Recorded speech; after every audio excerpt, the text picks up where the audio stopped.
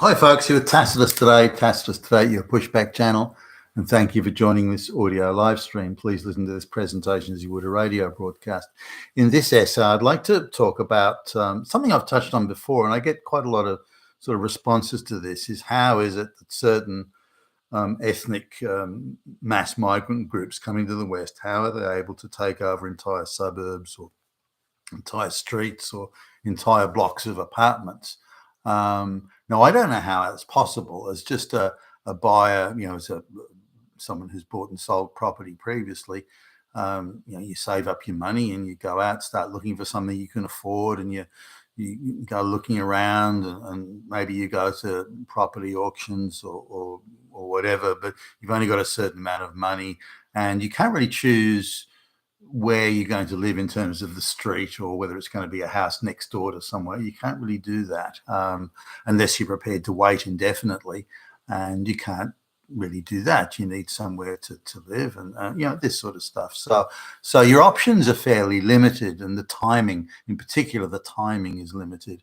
So you don't get an absolute discretion. I must live in this street, unless you're prepared to sit there and patiently wait it out and hope that something you can afford comes up.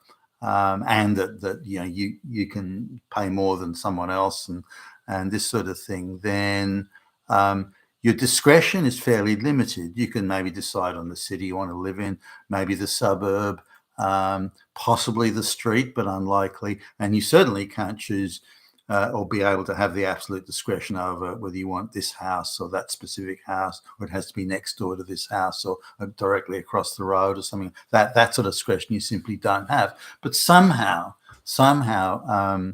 Indians in this case, they are able to do that. How are they able to do it? These aren't people who are rich. I mean, they're doing all right maybe in India terms, but they get affirmative action government jobs and aren't paying big bucks. How do they do that? How are they able to just arrive en masse and buy up the whole street? Why does everyone in the street decide to sell to them? How can they get the place next door to the other Indian that just moved in? How are they able to get to rent the place when there's 50 people are turning up to view the property for rent? How are they able to get that? Well, why not someone else? Are they outbidding other people? If so, what's going on here? Now, clearly without any question at all, there's all sorts of backdoor bribery and corruption and market rigging, which gives them a decided advantage over local white folks in Australia or even anyone else. But and they're very determined to get that enclave ghetto type mentality. They don't want to be sprinkled out throughout the suburbs or throughout the city. They want to have an Indian only area, and they're able to get it. And I don't know how they can do that, again, without all sorts of rigging and backdoor corruption and secret payments and bribery to local government authorities and all sorts of things like that. But whatever they're doing, and it must be on a grand scale, they somehow are able to do this without any scrutiny. There's no investigations into how this has happened. Now, here's just a simple example. A while ago, this is in the area, well, not close by, it's a couple of kilometres away, I guess, but so an Indians move into a house. They buy a house. I wouldn't have thought they'd have had the money, but anyway, they buy a house in this area, and within a few months, the house behind it comes up for sale, and an Indian family known to their first Indian family buys it. Now, they've got to outbid everyone else. There's quite a bit of interest in buying the house. Somehow these Indians, who seem to be of moderate means, somehow they're able to outbid any other offer, and they can get that house. Then somehow the house just to the right of the first Indian family that moved in, somehow, and when I say Indian family, they're older, they'd probably be in their 50s, I guess.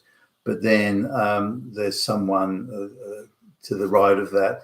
The place comes up for rent, but it's not advertised. And again, an Indian family gets that. How could that be possible? How do we? How can they be ready and primed, ready to go, and then be slotted in? And so this is a like a production line sort of thing here. You can't tell me that this rando family who knows the first family and who also knows the second family that came in, that they are ready and primed to go just at that moment, and they're just able to pay the maximum amount of rent and outbid everyone else just at that moment. So this is clearly coordinated. There's there must be a huge pool of Indians on standby, and then there's some sort of power or authority above them that then allocates, okay, this next bloke, we'll get that, you go in there. So this is a coordinated system that locks out anyone other than other Indians, and it's targeted, and they've said, okay, we're going to take over this street, and they do. I don't know how they get the white people to sell up. Why does the white people who are in there maybe lived there for years? How are they able to just decide to sell up and only sell to an Indian? Why don't they sell to someone else? Why don't they sell to Chinese or some white people or some, I don't know, anybody, a Polish person? It doesn't matter. Why do they decide to sell only to Indians? Now it's because they're either being threatened or intimidated. Possibility. I don't think that would be the case, but it's possible. But the more likely scenario is they're offered more money. Now I would take unless the money was decent, I would take another view. So why are these people trying to corrupt? They're trying to jump the queue. They're trying. They're not standing in line like good, honest people do. They're attempting to corrupt and subvert and work around the natural system of supply and demand and capitalism and people coming up and paying what they can. This is something that because the people are moving in, it's not, they don't have the means to pay over the top. They don't have the means to pay above the card. So they're clearly being financed by a third party. Who is this third party? Is it a financial institution? Is it the Indian government? Is it some international cartel? What is it exactly that's doing this?